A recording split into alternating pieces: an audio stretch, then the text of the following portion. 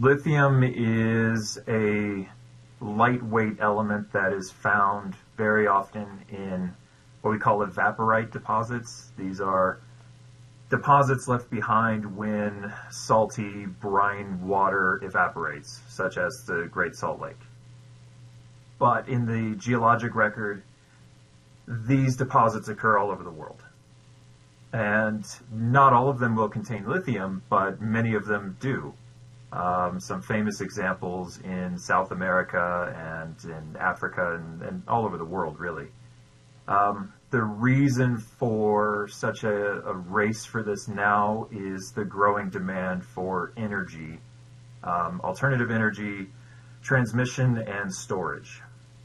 And so everyone, I'm sure, has heard of lithium batteries. That's what much of this discussion revolves around.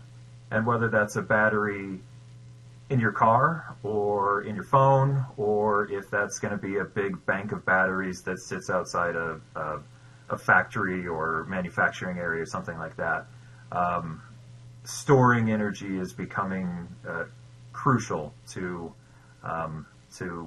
economic development all over the country. So that's why we're in a race for lithium right now. It's all about energy storage. And are you familiar, or can you speak on kind of what's being done here at home to increase kind of that domestic production? At home, meaning in the U.S. Yeah, or in just Utah, US, or yeah. both? Or? Yeah. So as a geologist, it's always our job to find critical minerals and ore deposits that are feasible for production. And so we're always looking for the next big deposit that can help. There has been a big push for lithium exploration, and it's not necessarily looking for new deposits, but it's looking for the feasibility of lithium that we've known about for a while. So it's not earth-shattering news that lithium exists in the Great Salt Lake area, but it's now becoming such a critical economic resource that it's feasible to go in and get the lithium out. So we're looking really all over the place. We're looking for new lithium deposits. You might be aware of the big discussion going on in northern Nevada, kind of on the Nevada-Oregon border. A huge lithium deposit discovered a couple of years ago. Exploring deposits like that, but also revisiting areas that we know lithium's there, and becoming a little bit more self-sufficient when it comes to lithium production is really the goal. And so the western U.S. is primed for that because we have a lot of these evaporite deposits that I mentioned, from western Utah all the way through Nevada and even into California, up into Oregon and down into Arizona. A lot of the western U.S. is a great spot for these lithium deposits. So I would expect there to be a lot of this sort of production happening. And this lilac that you mentioned, they're positioning themselves well because they're focused on the technology that then they can sell to the big players, like you mentioned, Rio Tinto, and the big players that are going to be maybe a little bit more efficient at pulling a lot of lithium out, and now they have this new technology to make it even better, make it faster, hopefully even less of an environmental impact. These are all factors that we're looking for. I don't know if I answered your question very well. No, I think so. Okay. And then what are the benefits, of us, taking that more self-sufficient route? What are the benefits of increasing domestic production? That's probably a better question for an economist or a politician, but I think it's just the same as really any other resource, is that if you can produce it at home, it's going to be cheaper. You know where it's coming from. You know the reliability of the resource, maybe to control the economics around it a little bit better. Maybe have a little bit more control over the price, things like that. That's out of my depth. My job is just to find the rocks. And then, I mean, to that point, can you kind of speak of like the trend of, you were mentioning kind of where these deposits were and still finding new ones. What has that trend been like in the past, 10, 15 years? We are certainly finding more lithium deposits and critical minerals in general. Lithium is just one of many critical minerals. The United States Geological Survey keeps a list, and I think we're probably over 50 critical minerals on the list as of 2025. So we're always looking for these, but as there's more attention on certain critical minerals, that means there's more money in that particular mine or mining industry, and that means more attention on it. So in geology, we might have always sort of known that lithium was there or assumed lithium was there, but confirming that resource wasn't necessary because there wasn't maybe enough money around that resource.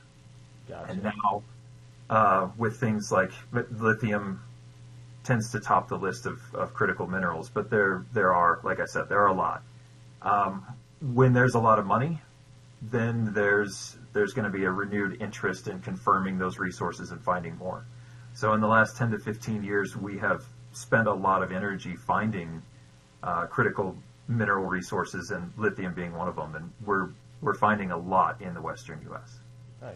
And are you facing any hurdles when it comes to, I know obviously funding is a big part of most everything anybody does, but are there any hurdles you guys are facing when it comes to finding these, to extracting?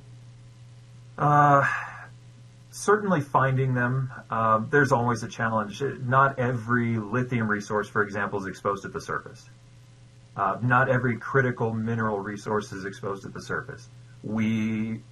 We're almost cheating by using a resource that's it's so much easier when we have something like the Great Salt Lake that we know a lithium resource is right at the surface.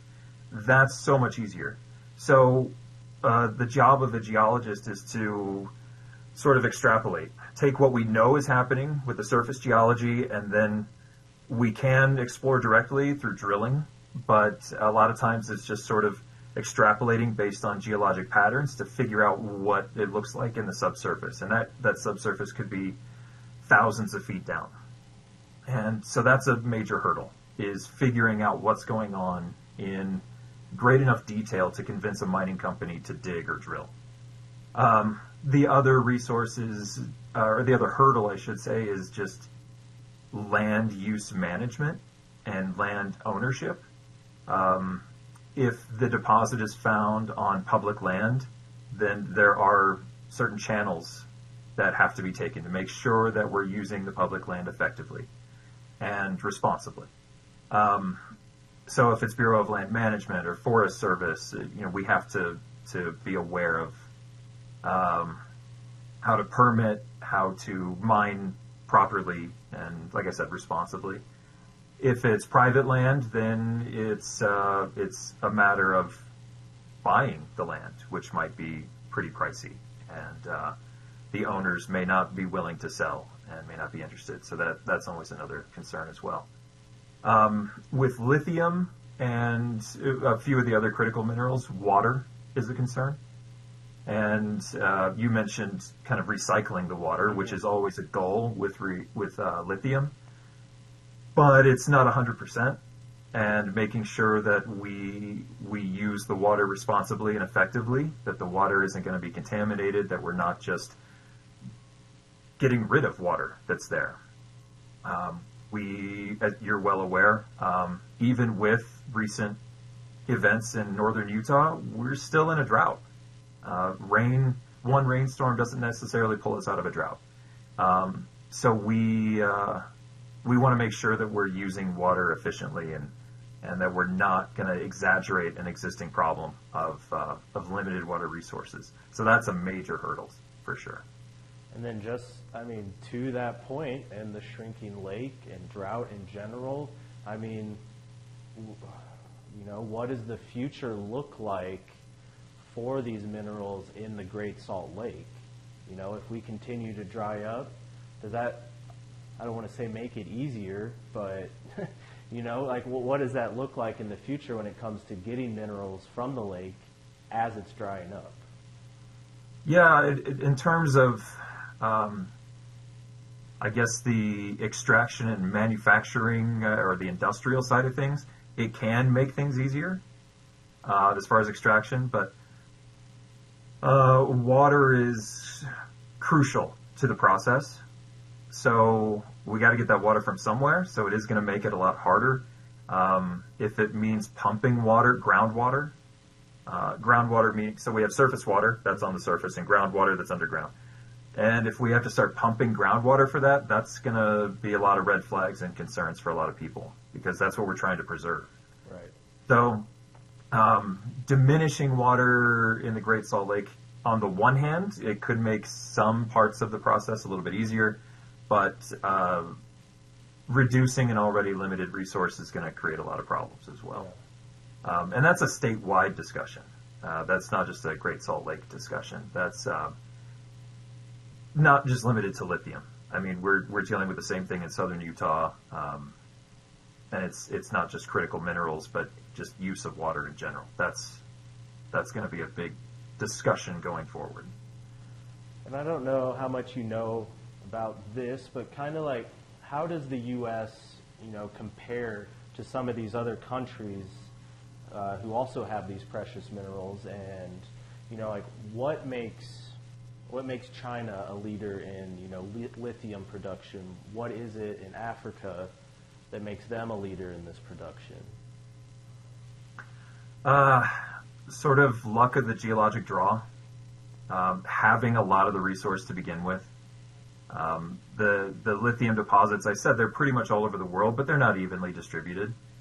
So it's they pulled an ace when it came to lithium deposits, and that's just sort of luck of the current geologic draw.